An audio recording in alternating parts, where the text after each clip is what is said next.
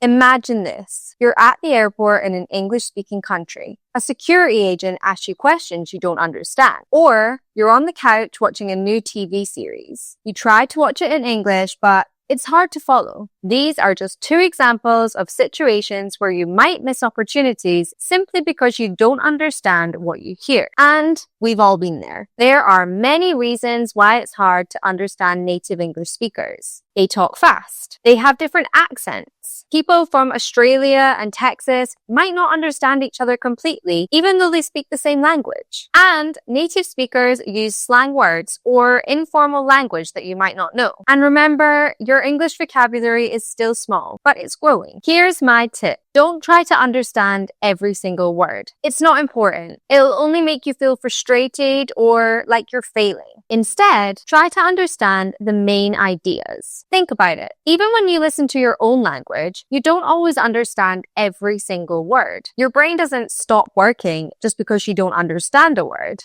You still understand the main idea. Another thing you could do is guess what the word means. You do this by using the words that you do know. You can also use clues like the person's tone of voice and body movements or body language to help you understand the meaning. So use this same approach in English. Listening is about training your ears. You can do this by listening to English frequently. The more you listen, the better you get. It's good to listen to the same things many times. This helps you see how much you've improved and it helps with your motivation. It's also helpful to write down what you learn. When you write down new words, you might see that you already know them. Also, in speaking, people often make words shorter. For example, it's instead of it is. These are called contractions. And learning to recognize these short forms when you hear them is important for your understanding. Today, there are many ways to improve your English listening skills, and it's good to try different things. This helps you hear different speeds, accents, and ways of speaking. This is a great workout for your ears. It's important to choose topics that you like. That way, you won't get bored. You could watch YouTube videos about things that you like, or you could listen to podcasts and audiobooks in English. If you're new to English though, we recommend that you start with videos. The visual content can help you understand better than sounds alone. Podcasts and audiobooks are a great way to practice English, and they're often free to use. You can also listen to them anytime and anywhere. They help you listen better and pronounce words accurately. They can also help you learn new vocabulary for specific situations, and they help you get used to hearing different accents. Podcasts are also a good option for beginners. Many are made specifically for people learning English. In these podcasts, the speakers talk slowly and use simple words that are easy to understand. There are also podcasts about many different topics, so everyone can find something that they're interested in. Most other podcasts are good for people with a more advanced level of English. But if you're a very motivated beginner, you can try them too. It's a good idea to look for a written version or a transcript of the podcast so you can follow along. Audiobooks were first made for people who are blind or visually impaired, but they are also good tools for language learners. They are usually better for people with an advanced level of English, but it depends on the book. If you want to try, it's important to choose a book that's right for your level. For help finding books that are right for you, go to the links in the episode notes. You can also try Multilingua Premium. It has audiobooks and lots of other things to listen to that are made for learners. But before you choose a podcast or audiobook, let's go over some things that will make sure your practice is worthwhile. Remember, there are many options. Not all of them will be right for your level or interests. It's better to start with a podcast for English learners. If it's too easy, you can try one made for a general audience. On our blog, we have an article about using podcasts.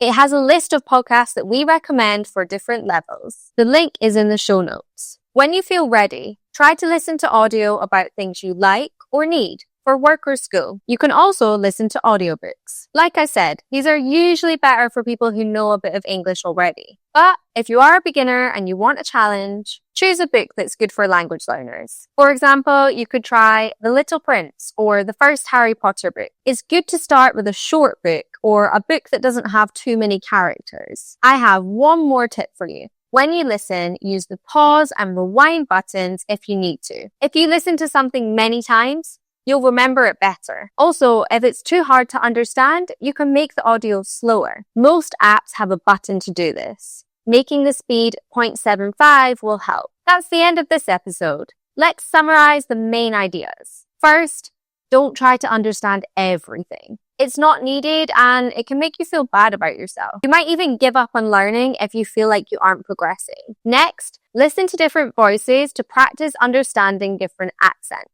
Use videos, podcasts, and audiobooks that are right for your level. And finally, listen to things that you're interested in. If you listen to audio about topics you enjoy, it's much easier to stay motivated and interested. And if you're motivated, you will listen more. And practicing listening is the key to understanding. Thank you for listening. To find out the next steps in our step-by-step English series, follow our channel. I also recommend trying Mosalingua, a fast, efficient way to learn English. The link to try it is in the show description.